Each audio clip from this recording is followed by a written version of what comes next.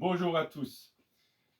Donc j'ai la chance et l'honneur d'avoir un invité aujourd'hui. C'est Bill Delahoyt qui est un agriculteur d'Irlande qui habite à une demi-heure de la tour de Glendalough qui est très connue en Irlande, hein. C'est la fameuse tour qu'on voit sur les photos pour touristes d'Irlande, hein. C'est vraiment une des plus connues. Euh, et c'est magnifique. Donc, il m'a appelé il y a quelques jours pour dire qu'il pouvait passer parce qu'il devait voyager jusqu'en Autriche. Donc, d'Irlande, il a pris le ferry et il s'arrête là en Alsace. Et alors, je lui ai demandé s'il pouvait m'apporter quelques échantillons de roches locales de cette terre et de près de la tour Glendalough. Alors, quelques heures avant son départ, il est parti à Glendalough et il m'a apporté un morceau de roche qui était près de la rivière, parce que près des tours, on ne peut pas vraiment prendre des roches. Il y a tellement de touristes qui ont pris et ce ne serait pas respectueux du site non plus. Donc, il a pris un morceau de roche qui était près de la rivière et il a pris une roche de son terrain, de sa ferme, hein, donc des terres. Et donc, on va mesurer ça. J'ai aussi, il y a quelques jours, il y a une semaine ou deux, il y a aussi Benoît Loup, qui est spécialiste de la mesure et qui est aussi passionné d'électroculture avec Karima, qui sont, eux, leur côté, ils ont été en France, maintenant je ne me rappelle pas l'endroit exact, mais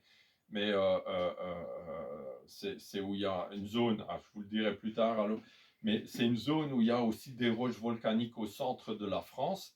Et lui, vous avez vu mon post probablement avec son photoreportage où vous voyez les photos des orgues basaltiques. Donc ça, c'est un gros rocher des orgues basaltiques que j'ai mesuré. Et ça, c'est le gravier, hein, donc j'ai mesuré. Et là, j'ai mesuré avec l'appareil de Phil Callahan qui nous a fait découvrir toute cette histoire du paramagnétisme. J'ai mesuré qu'il y a 1900, c'est plus de 1900 micro-CGS. À 1950, je dirais, non, 1910, j'ai noté, 1910 micro-CGS de paramagnétisme. Donc ça, c'est une roche qui serait très bien déjà pour, par exemple, faire passer l'eau à travers pour dynamiser l'eau. On peut remplir des tuyaux avec et comme ça dynamiser l'eau. On peut aussi utiliser ça en gravier ou en forme de sable dans la construction pour vraiment créer des dalles qui dynamisent, où c'est bon vivre dessus, pour dans les étables par exemple, pour les fermes. Et aussi, on peut aussi utiliser pour améliorer les terres, améliorer vraiment la fertilité des terres, hein. Donc, alors on en met, moi je conseille jusqu'à 1 tonne à l'hectare. Et après, on peut vraiment augmenter la fertilité à grande échelle. Et durablement, c'est pas comme un engrais qu'on doit acheter chaque année. Non, ça c'est vraiment, c'est comme si vous allez apporter les petites antennes qui vont connecter votre terre au champ magnétique terrestre. Donc ça va être encore plus connecté. C'est comme si on va créer les réceptacles, les antennes qui vont capter, encore plus capter et amplifier le champ magnétique local, qui va stimuler la vie, qui va stimuler les micro-organismes bénéfiques, parce il y a de tout en micro-organismes, hein, et aussi qui va stimuler l'activité des vers de terre. Il ne faut pas l'oublier, les vers de terre adorent le paramagnétisme, adorent le basalte. J'ai remarqué ça, j'ai plein d'exemples comme ça auprès de mes clients agriculteurs. Et donc, pour revenir à Glendalough et aux échantillons que Bill m'a apportés, ben donc là, ça c'est une roche. Ah voilà, ça c'est une roche qui provient de cette terre, hein. Donc c'est une sorte de schiste comme ça, on dirait, hein, ça ressemble en tout cas. Et donc j'ai mesuré le paramagnétisme. Je vais vous dire tout de suite ce que ça a donné. Et après, ça c'est une roche qui vient de près de la rivière, de près de la tour ronde, hein. Donc, et je vais mesurer ça. Et donc j'ai mesuré ça déjà avec l'appareil de paramagnétisme. Et il en sort que c'est quasiment zéro en paramagnétisme. On va dire 20-30 micro-CGS, et celui-là aussi quasiment zéro.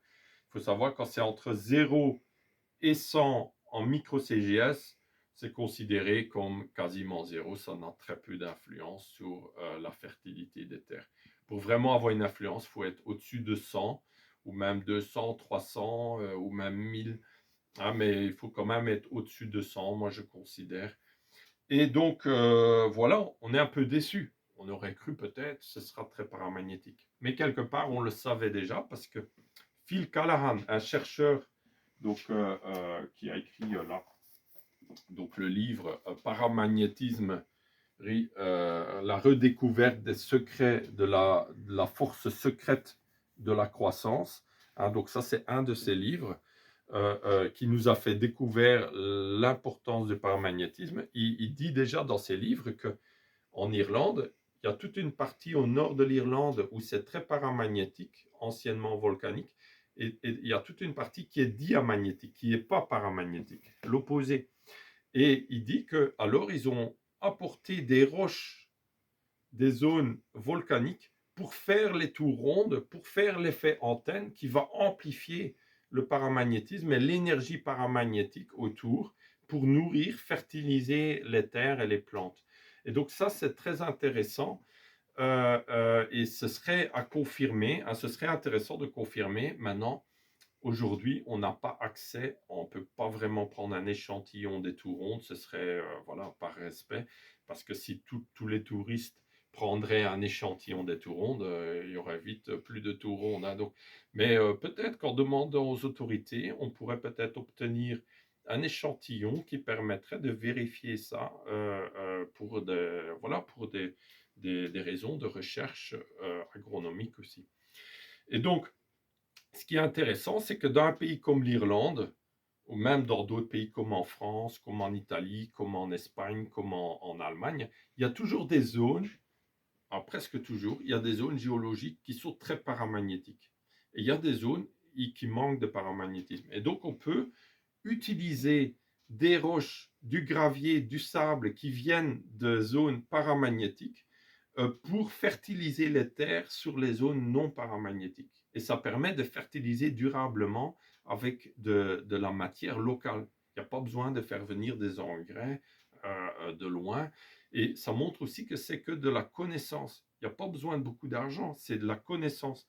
Et c'est aussi peut-être, voilà, c'est vraiment de la connaissance qui fait que on peut, à partir de rien, en sachant, en comprenant comment la nature fonctionne, en choisissant les bonnes roches, en assemblant, en améliorant les terres comme ça, ben, on peut vraiment augmenter l'abondance et donc vraiment ouais, l'abondance végétale, mais l'abondance agricole et donc la richesse du pays et le bien vivre ensemble. Finalement, la paix, le bien vivre ensemble, ça vient de la connaissance, ça vient pas du pouvoir, de l'argent, non, ça vient vraiment de la connaissance qui a créé cette abondance et de bon vivre ensemble, qui nous a été quelque part peut-être retirée par cette perte de connaissance.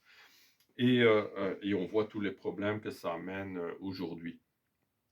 Donc du coup, là, l'appareil de mesure de paramagnétisme, il est plus fabriqué. Ça, c'est vraiment l'appareil original développé avec Phil Callahan.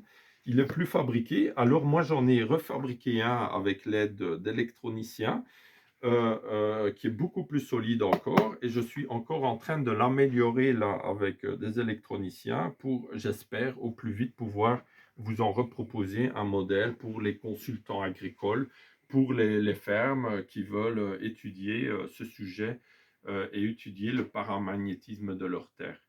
Parce que vous allez voir que souvent quand on compare différentes terres, souvent les terres où ça pousse mieux à la ferme, souvent ils sont un peu plus paramagnétiques que les autres terres où on a toujours des problèmes. Donc ça peut être une piste de réflexion et ça peut être très intéressant de travailler là-dessus pour augmenter la fertilité de façon vraiment pas chère, hein, avec très peu de moyens, mais avec les matériaux qu'on trouve localement, hein, qu'on trouve dans le pays facilement.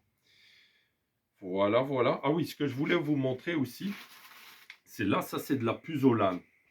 La puzzolane, c'est différent que du basalte, c'est la lave qui sort du volcan, qui est souvent très aérée, hein, donc quand c'est projeté, et après, ça se mélange à l'air, et ça fait une réaction très aérée, Et il y a parfois des laves ou des puzzolanes qui sont très paramagnétiques et d'autres pas du tout. Ben, celui-là, par exemple, il est presque pas paramagnétique, que un petit peu. Il est à 180 micro-CJS. Donc, je l'ai trouvé dans une jardinerie locale. C'est la jardinerie Oxine à Colmar. C'est une jardinerie alternative très, très intéressante. Euh, donc, c'est très intéressant, mais voilà, c'est très peu paramagnétique. Comparé à des basaltes qui vont être souvent au-dessus de 1500, 1900, au-dessus de 3000 micro-CGS. Moi, je considère que pour vraiment avoir un effet intéressant pour améliorer les terres, alors on va choisir un basalte plutôt au-dessus de 1500 micro-CGS. Ou si on peut avoir plus, tant mieux, hein. Alors on peut avoir plus d'effets avec moins, naturellement. Et là, il y avait une autre puzzolane qu'on appelle le pumice, et là, qui était très, très intéressant, qui est vendu un peu plus cher, parce que les jardiniers, ils ont déjà remarqué que ça pousse encore mieux que là-dessus. Et celui-là, il est à 1050 micro-CGS. Donc, c'est pas pour rien, c'est aussi une partie de son explication pourquoi ils ont encore des meilleurs résultats avec ce puzzolane-là que celui-là. Donc là, je vais le raconter par cette vidéo. La jardinerie va aussi apprendre la nouvelle. Ça va, je pense, fortement les intéresser. Donc, c'est de la jardinerie Oxine à Colmar. Donc, c'est vraiment intéressant, ce pumice. Avec du 1050, on peut déjà améliorer des terres, hein. Si on mélange ça avec son terreau, dans son jardin, ça peut déjà être très intéressant, hein. Donc voilà, voilà. Je pense que j'ai fait un petit tour. Voilà, on est vraiment passionné. Il y a Bill, il est arrivé là tout à l'heure vers 2h30. Là, il est déjà 7h passées.